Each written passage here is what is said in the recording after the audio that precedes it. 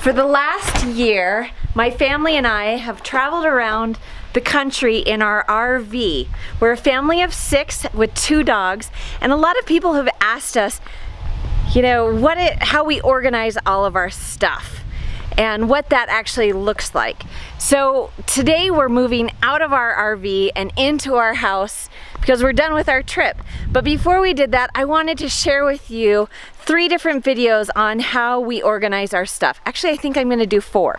So one on clothes, one on bathroom stuff, one on extra storage, and then one on the kitchen. So I wanted to just do those videos before we move out of the RV so you guys can get a more intimate, whoa, really dark. There we go. So you guys can get a more intimate look at how we actually lived. And if you're looking to do some RVing, you can take a look at that and get some ideas on how this actually all works.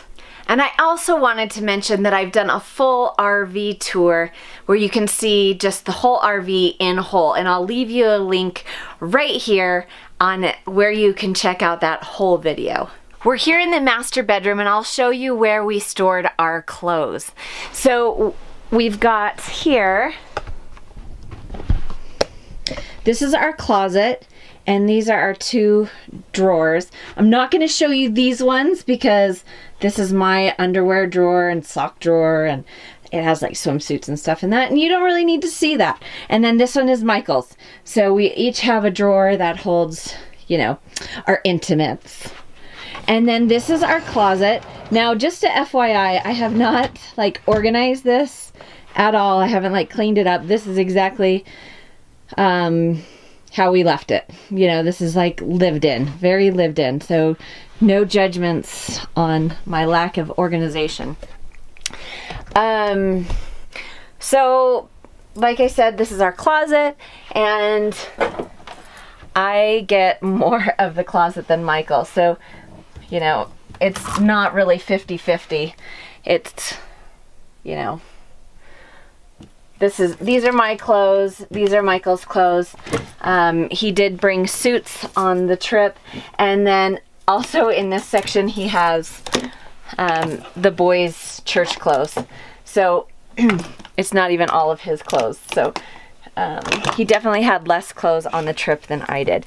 Now underneath here we put these shoe racks, so I could put my boots. You know, you gotta have cute boots while you're living on the road, right? You know, there are times where you needed cute shoes. Oh, and things are always falling off the hangers. So that fell off. You know, Madeline, we kept Madeline's church shoes and Mason's church shoes in here just so all of our church clothes were all in one spot and we didn't have to go searching after them each week. So actually everybody's church clothes are in our closet. All right, so that's our closet. We had these shoe holders here, so Michael would put his shoes in here as well, but he only has 2 pairs of shoes.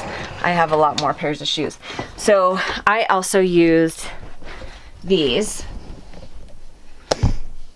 And these I got from IKEA, and they fit perfectly under this little lip, so I really liked having that. So this has, you know, more of my shoes in it. And then this one is Madeline's. So this one had Madeline's shoes in them. This RV, I feel like, has really, really good storage. And I really like that. So this side is Michael's side. And this is all just full of junk. He doesn't put clothes in there, so I'm not going to show you that. I think he's got clothes in here. Oh, nope. This is just full of like vitamins and lanterns and a sweet mustache hat. Check this out. Watch this. See, now this, I mean, this is really important stuff to have when you're living on the road. You've got to have a mustache hat. And then it goes like this. I mean, we just brought the important stuff. See, I mean, that is super important to store in your fifth wheel when you're living on the road for a year. You never know when you're going to need this. So super glad he brought this whole getup. All right, let's take a look in here. All right, so this is where he kept his pants. We found that rolling your pants instead, like anything that you have that's not going to be hung up, it's nicer if it's actually rolled. It fits in nicer and it's easier to pull out and not mess everything else up. So you can just like pull this pair of jeans out and not mess everything else up. Maybe if you had two hands it would be easier, but I've got to hold a camera with the other hand. All right, so over here, this is Michael's workout clothes and his backup pair of flip-flops, because these are his favorite flip-flops, these Nike ones. They're really comfy, and so he always had to have a backup pair. So that's where his workout exercise clothes are. This is full of my scarves, hats, gloves, you know, just all the like extra, you know, little fun things that you think you're gonna need when you're living on the road, but you actually probably don't, unless you're really good at accessorizing, you know. So belts too. So that's where I stored all of that. And then this is where I stored my extra jewelry, just in one of these little thingies, which I pretty much wear the same jewelry every day, so I didn't really actually get in there very often. So maybe recommend cutting down on jewelry if you decide to live in an RV. And then over here, this isn't clothes. This is all my extra camera gear. This is my drawer.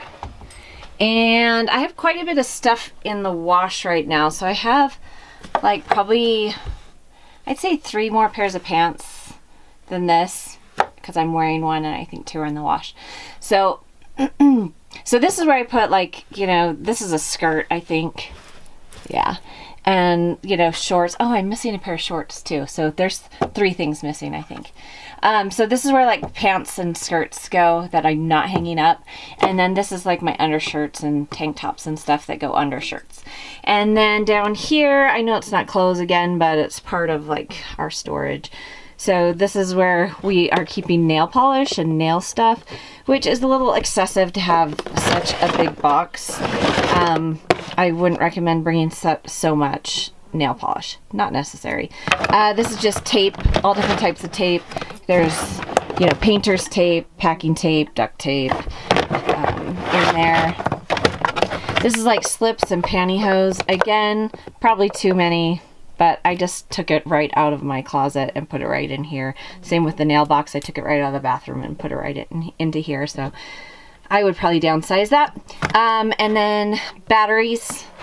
This, I do not regret having so many batteries, because that was nice to always have batteries on hand.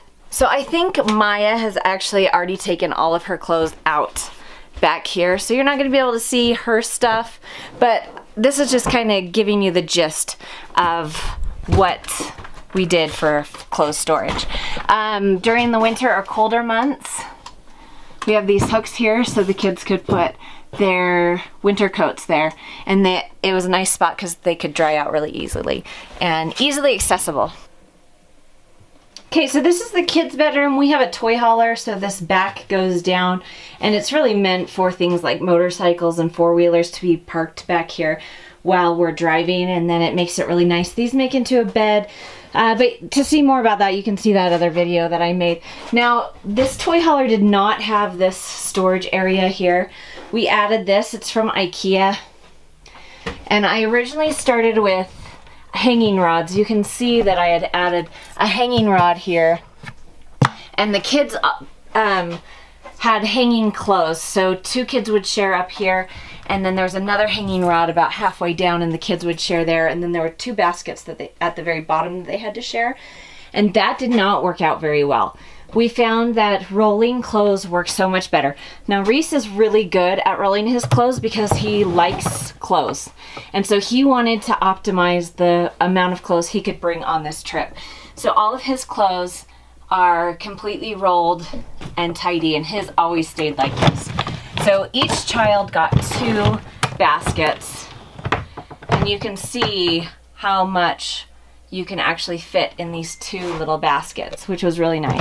Now, like I said, Maya already took her baskets in, and she's got those inside the house, and I didn't want to make her come bring them out. Now the next two are Masons. The younger kids weren't quite as good at folding their clothes or rolling them. I would always roll them for them as we did laundry. But you know, some of them don't care as much. This is Madeline's drawer. She didn't care as much. It was just ease and comfort for her. So that's totally fine. She doesn't have as many clothes and it didn't really matter to her. So I've really liked this. One thing you do want to keep in consideration with your effectiveness in, you know, rolling your clothes and trying to fit as much in as you can fit a lot in here, but the more you do put in clothes-wise, is my hat crooked? There we go.